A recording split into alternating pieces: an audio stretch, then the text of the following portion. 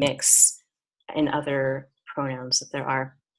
We also made sure that they knew that they could get up and move around, because 4 hours is a long time, and there are people with different levels of ability. Some people get antsy in their bodies and can't stay in one seat for that whole time. And so, people would get up a lot, which was great.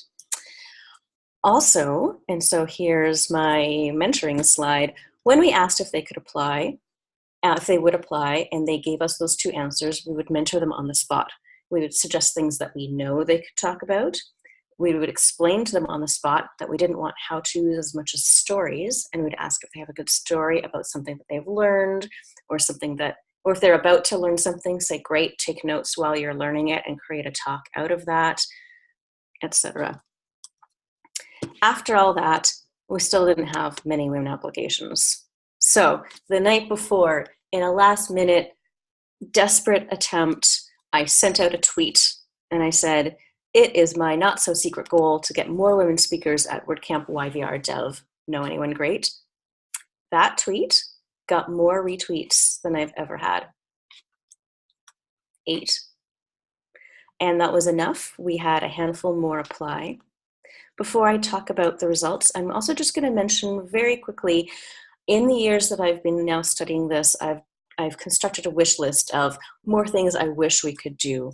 And so just kind of going through them quickly, offering mentorship to speakers, offering help with their talks and slides, offering childcare at our conferences, having meetings at different times that work for women and families, such as don't hold all the events at 9 o'clock at night, and also doing more outreach work to groups. Like now that we're doing better with having women in our community, the next step, there's all kinds of diversity out there, but kind of the natural next step is looking at people of color. And so actually, forming relationships in communities, extending invites to those groups, etc.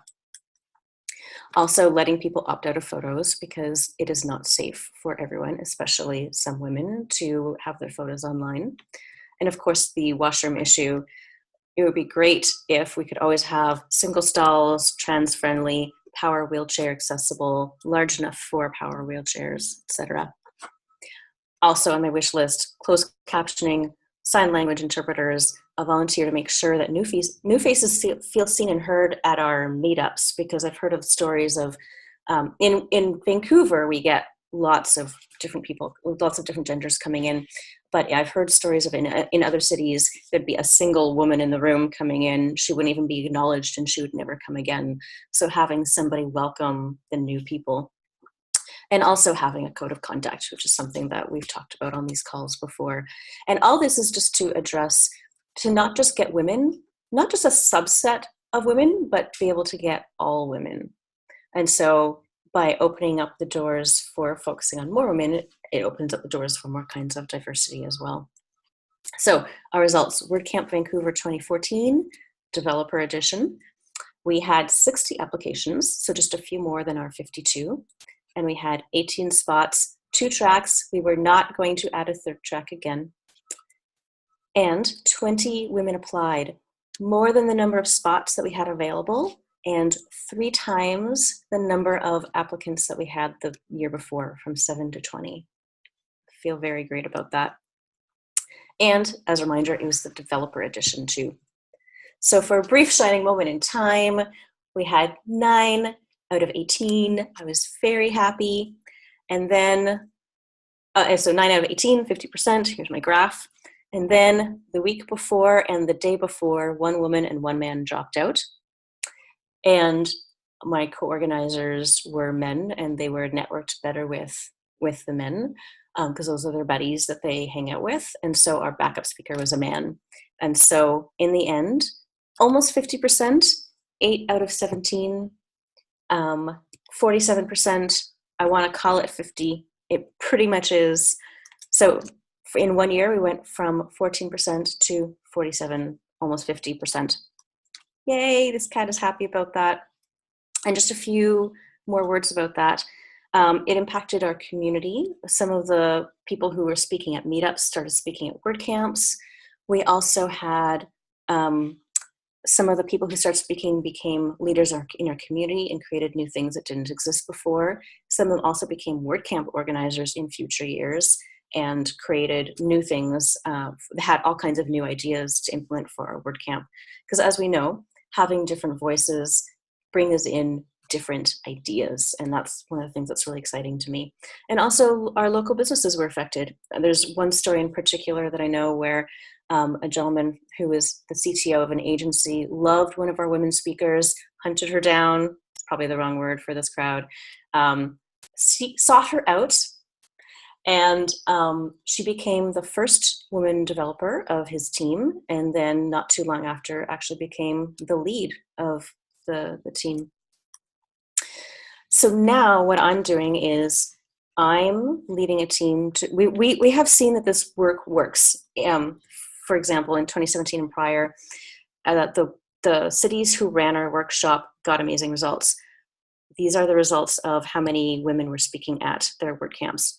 Vancouver, 50%, Montreal, 50%, Portland, 50%, Brighton, 50%, and Seattle, 60%. And so I was asked to create something to help more people in WordPress know about this work all around the world. And so now I'm heading a team of 40 people, and we promote and train specifically this workshop, as well as some of the other points about this as well. And I want to mention that we're no longer just focusing on women. It's our primary, it's the first barrier we encourage groups to address, because it's kind of the most obvious, easiest one.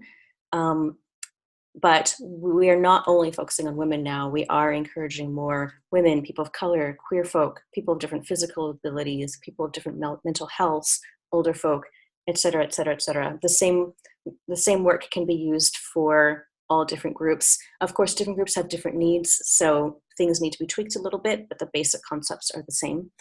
And just a quick note, through the work that we've been doing since November, this year we have 30 cities signed up to run our workshop in 20 countries around the world. So the world is hungry for this. It is very exciting.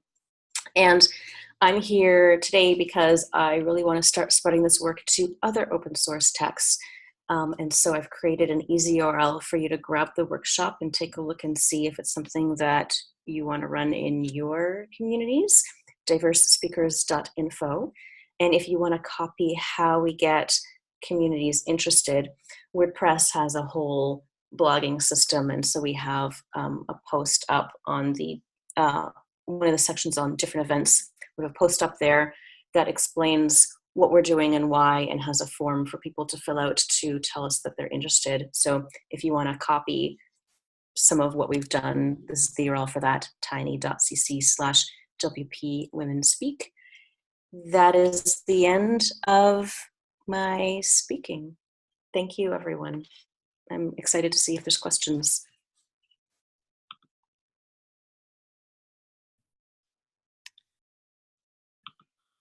Thanks, Jill. I'm now trying to figure out my camera. I'll see if I can stop sharing my screen.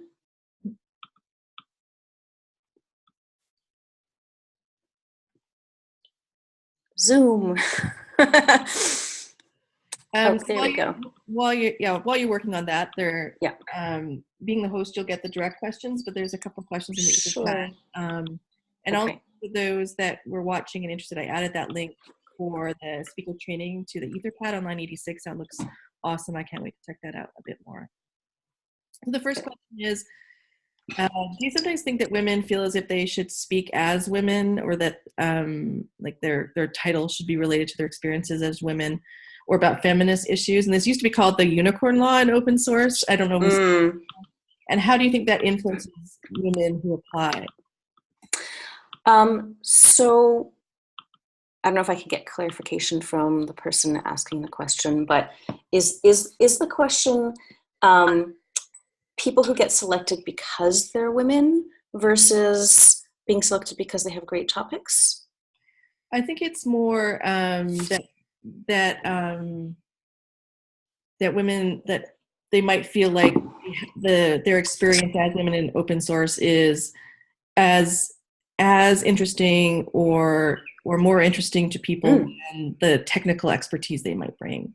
And that, oh, so having that as their topic, being like a woman in this technology. Yeah. I think that's a great topic. We've been having more and more at WordCamps having a Women in WordPress panel, where we have a whole bunch of women talking about what it's like to be a woman in the tech. And it has always been really engaging and really interesting and really eye-opening for everybody who comes. I personally think that people should be applying to speak with whatever they're passionate about. So if you're more passionate about the technology, apply with that. And if you're passionate about speaking about gender issues in technology, more and more, because of the changes in society right now, I think more are open to hearing about that in particular, because more people want to share experiences with each other, as well as learning how to be an ally. So I think it's a hot topic that absolutely can be spoken about more. Awesome. Another question is regarding personal invitations. So you mentioned that it was important, or it seemed to influence if people were reached out and invited. How do people overcome that maybe imposter syndrome sense that they're only inviting me because I'm a woman, not because I'm qualified? And I heard you mention on the spot mentoring as a component for that, or how do people overcome that sense? So having people, so it sounds like the question is, when people feel like they're only being invited because they're a woman or a person of an underrepresented group, and not because they actually have something worthwhile to say, and they feel like, oh, going back to I'm not an expert, I can't actually speak about anything. I have a couple of answers for that, and my main answer is, I hear it a lot. I hear the whole, it kind of goes back to the unicorn thing of, oh, I'm a queer woman, this is why they want me to speak. And one of my answers is, well, yes, you bring a different perspective. We want that. I actually think it is good to be sought out for that. And I know not everybody agrees with that, because some people feel used by it, but I'd like to encourage people to maybe shift their thinking a bit, to realize that, if we only have one kind of person at the front of the room, then only one kind of, the different ideas, the innovations don't happen if we only have one kind of thinking. So yeah, it feels a bit crappy for some people, but please don't let that stop you from speaking, because different voices are wanted. If two different people are giving the same talk, the different voice is going to have likely different ideas, different experiences. And also, in addition to creating new ideas, there's also just the point of, when we have more speakers and decision makers and leaders be the underrepresented groups, also they represent the people out there of those groups, and those needs get met. Because right now there's a lot of, if only one kind of person is making all the decisions, they don't even think about, oh, parking spaces for pregnant women closer to the door, the famous example of the curb cuts that help everybody would have never been thought of for people it start off as for people with different abilities, being able to walk up curbs. Now it helps everybody. All the issues out there on abortion and people saying it's men making these decisions. Well, these are kind of non-tech examples, but apply this to tech. People with different abilities are out there helping us realize accessibility on the screen, making sure that our websites are good for screen readers, those kinds of things. They get left out if there aren't people speaking up for them. And so all kinds of examples, I'm sure. That was a really great answer. And thank you. It made me shift my thinking, because I've thought that in the past, like I've been invited, it's as a lesser, but maybe thinking of it as a more important invitation is maybe like a great shift in thinking. So the last question here is, you mentioned not using words like ninja and rockstar and superhero. Are there any resources you have, like here's some things to avoid when you're writing out SPFP, like even like nuanced things? Ooh. Is there anything like that available? Yes. At DrupalCon on Community Day, when we were talking about diversity issues, there was a website somebody told me, and I can't remember. So if I can look at my notes afterwards and get that resource to you, there was a website that will scan text for words like that and other accessibility issues as well. Great. Oh, there's a chat question here. And other people probably know if there's resources that are just a plain, instead of just being an automated thing, like maybe out there is a list, these are the words you should avoid. So I invite people to answer this question. Somebody just provided a link to Textio, which is, I know, an HR resource. I think that's the one. Yeah, so I know I've used that as well, and it's pretty good. The only flag I'd have around a tool like that is that it kind of does the work for you, and just being intentional about learning what it's teaching you, as not using it like a grammar check, but just like, because the more intentional that we are in our language generally, then I think we'll being more inclusive. This is getting me thinking that if there doesn't, I'm sure there exists articles and websites with lists, and if there are not, we should create it. We should. Cool. Yeah. Well, that was a really great talk. I think I'm going to watch it again, actually, because monitoring some of the talks, I didn't get everything in. I hope other people value that. The resources are great. You're great. Oh, thank you. You're great too, Emma. Thank you for putting this together, and thank you for inviting me. Technology, because we have to figure out how to give the screen to Nicole and Georg, who are next. So, Georg, and I know I'm saying your name wrong, because that's not how you say it. I apologize, first of all, for that. Do you feel like you're confident enough to take the moderator tool and make sure that all the cameras work? You seem to feel confident. You can do that, yes.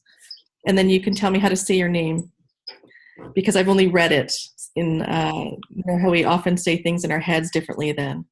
Great, so looks like Jill's doing that.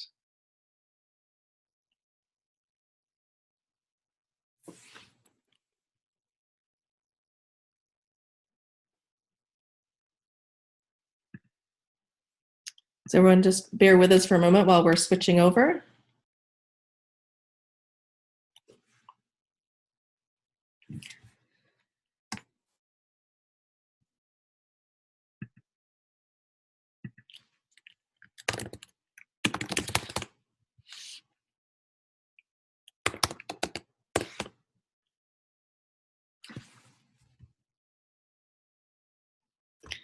Next time we're going to use the WebRTC Air Mozilla class.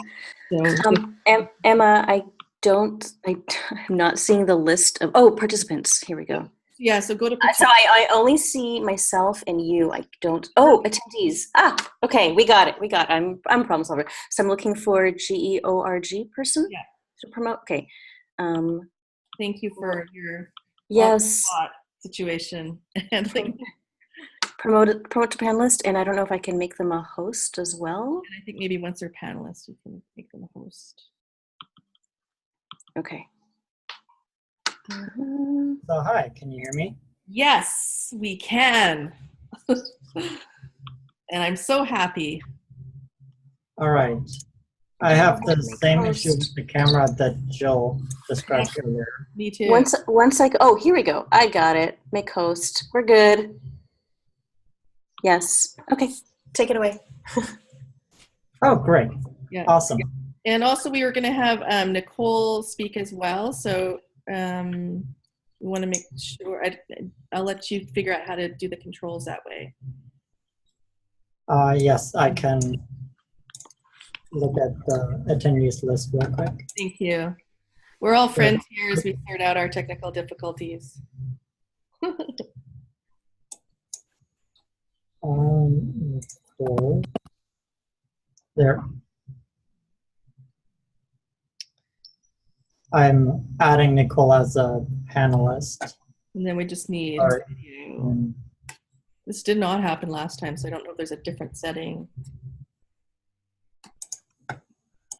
Okay. So anyway, thank you for having us on. Nicole and I agreed to split the part of introducing the diversity and inclusion work group at the Chaos Project. I will talk about the Chaos Project and where it started from, and then Nicole will take it deep into what the diversity and inclusion work group does. And just because you asked Emma, my name is Georg. It's a German version of George, so it's Georg.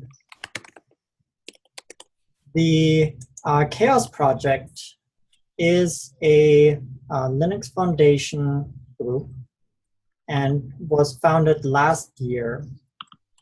The goal is to define metrics for understanding the health of open source projects.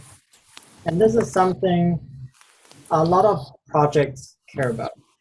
Many are measuring the activity within projects. Companies are looking at how are they participating in open source projects, which projects are the ones that are the most healthy, sustainable. And so everyone cares about open source project health at some level. And the issue we have right now is everyone measures health and sustainability a little bit different, and there is no common set of metrics.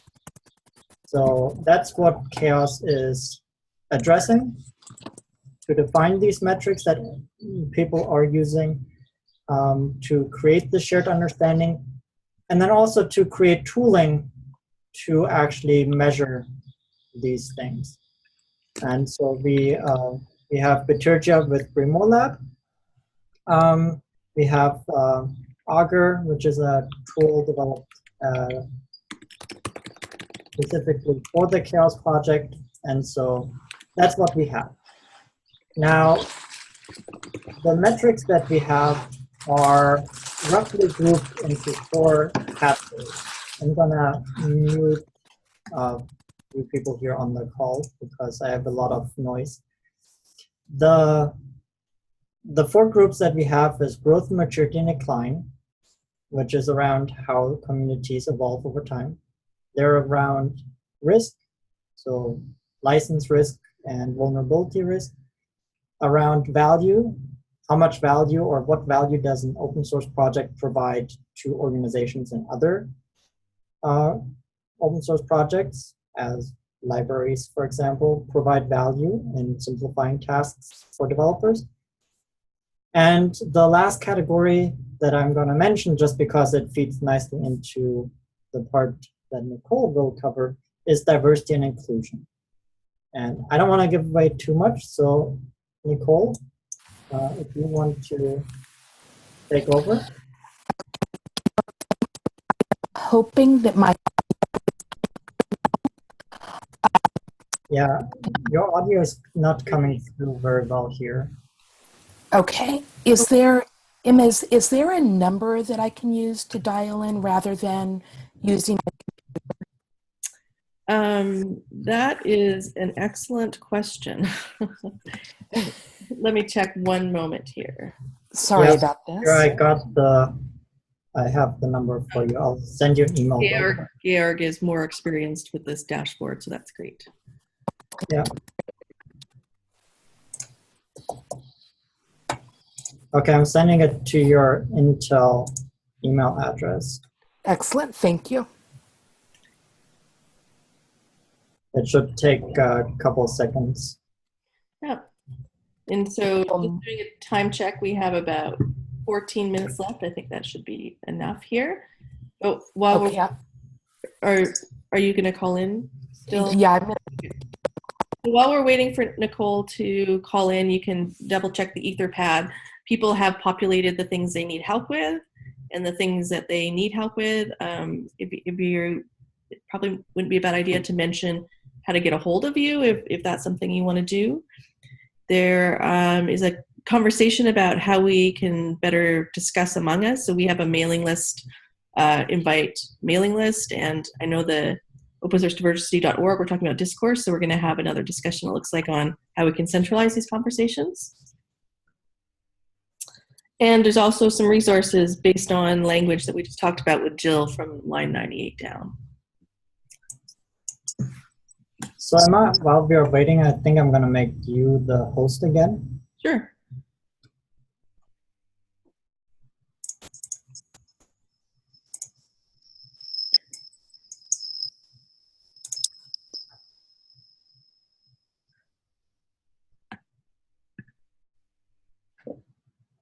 here I am again.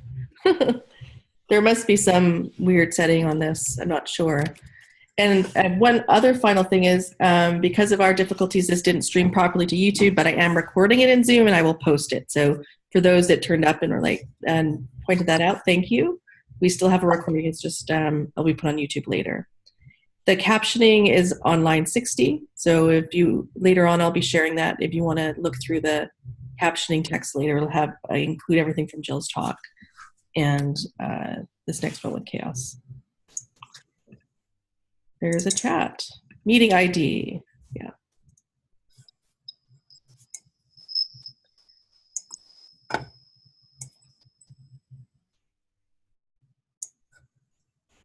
Oh, the meeting ID is the 825278. Okay. Yeah.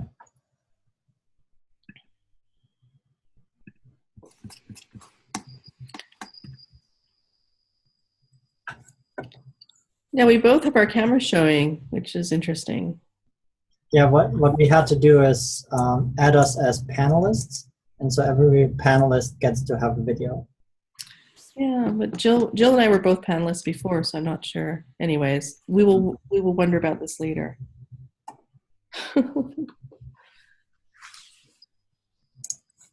So Nicole looks like she's on her way in via the phone, and we should hear from her in a moment. For those, the other thing I would say is that if you want to bring up information about the Chaos Working Group, there is a link on line 110 to the GitHub repository, which has some information. There's also, maybe Georg, you can add a link just above that to the Chaos, the greater community Chaos project information. You can see the bigger picture. Certainly, yes. Yeah. And Nicole says she is muted, so maybe we need to move her again to analyst.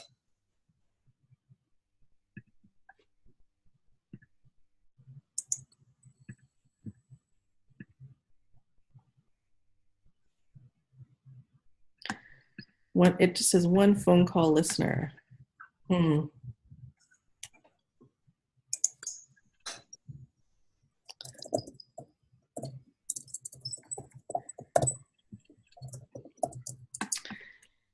So I think we'll wait a couple more minutes for Nicole, and if we can't get her patched through, and it just says there's one phone call listener, so I don't know if that means that we can't. I don't know how to unmute a caller, and it doesn't seem to be giving me an option. So, Georg, I'm not sure how prepared you feel to take Nicole's part, but would you be willing to do that? Sure, I can do that. Okay. And actually, Nicole had prepared slides, so I should share those. Yeah. Share screen. Here we go.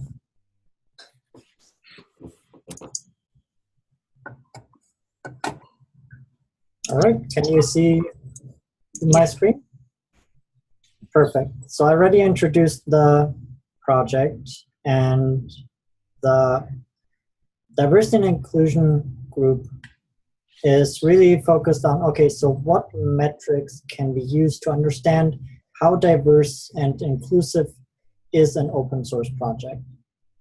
And so we are currently in the stage of defining these metrics, of understanding this, because it's not only about understanding where we are right now, it's moving us forward and seeing if the measures that we take to improve our diversity and inclusion actually improve over time. So we need a way to quantify that.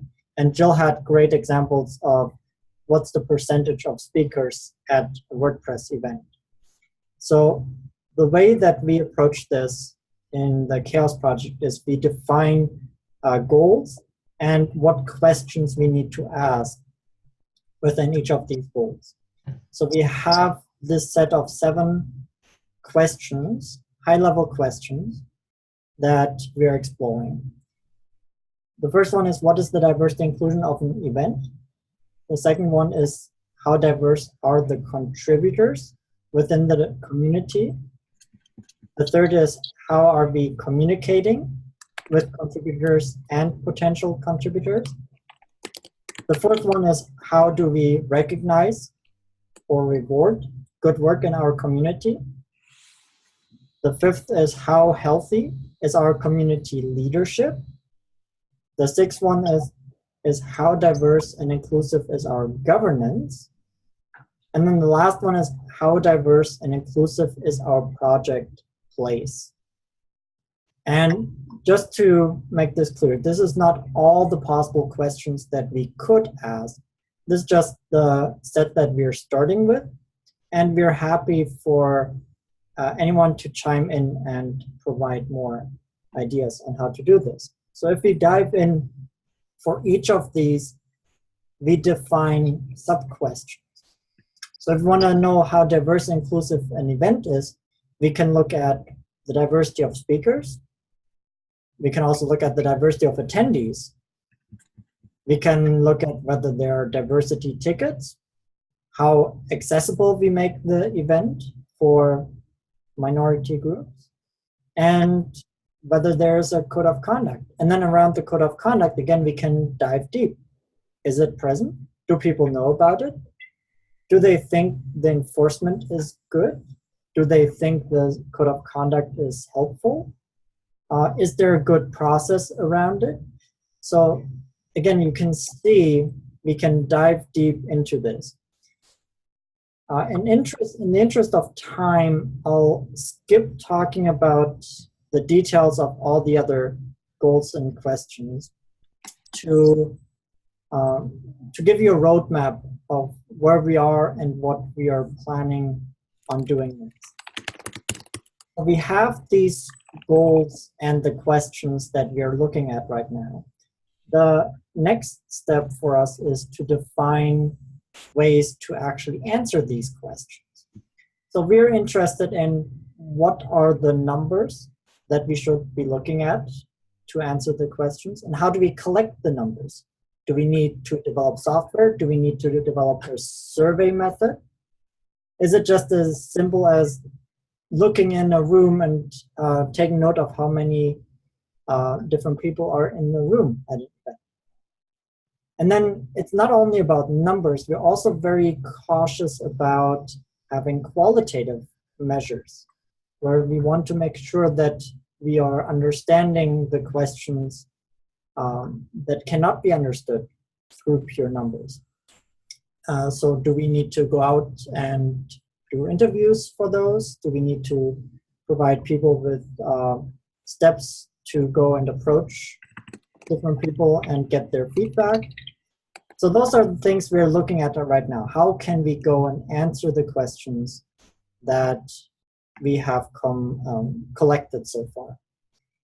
If anyone is interested in participating, we are open to anyone joining, and we do have a mailing list. We share it with the CHAOSS community. So we just ask that you put this tag you see here on the slide in front of the subject. We also have every other week a call at 9 a.m. Pacific time or 6 p.m. European Central Time. The next one is the next one is tomorrow, actually, out of the order, because today it would have been overlapping with this call right now. So the next one is tomorrow, and you can join us on Zoom. We also use Zoom. And you find this information here on the slide, as well as in the GitHub repository, or if you go to the website, the chaoss.community website, we have a section on participation, how to participate, and we have that information there as well. So that's my summary. I wanted to leave some time for Q&A. I'm just going to add from Nicole to remind people or to let people know that we're going to be at the Community Leadership Summit, presenting this in Portland in July, also the Open Source Summit in Vancouver, and CHAOSScon. So you can find us there. Also at the Community Leadership Summit, we'll be having a D&I reception at the Mozilla office on Saturday evening, and we'll have a speaker to be named. So if you're at any of these events, definitely reach out to us. We'd love to for those conversations with you. We will add the deck to 116.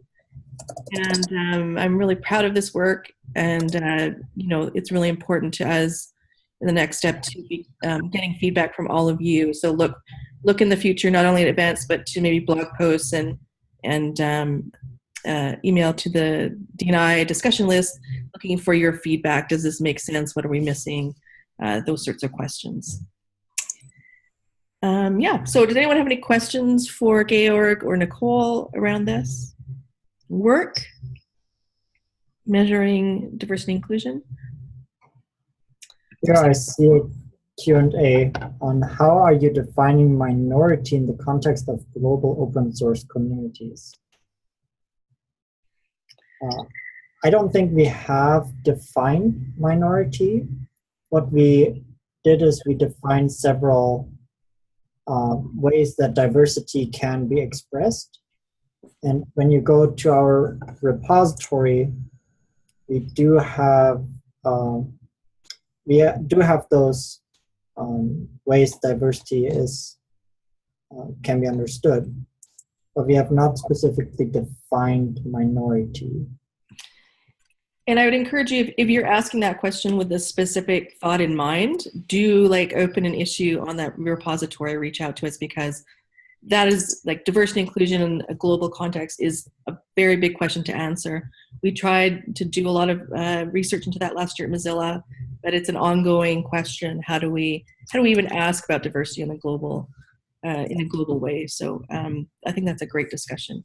So we are at 1 minute to go here. So you can still add questions on the Etherpad. We can try and answer those asynchronously. I'll let you know that the next diversity inclusion call, we'll be using AirMozilla WebRTC next time. Hopefully you have less technical difficulties. We'll be on inclusive open governance. And I'm going to be looking for panelists of people who are working on governance in various projects to be on that panel. So I'll probably be reaching out to those I know about, but if you or you know of someone or you yourself would like to be on that panel, do reach out to me. That's June 27th. Thanks very much to everyone. Thanks for your patience during the technical call.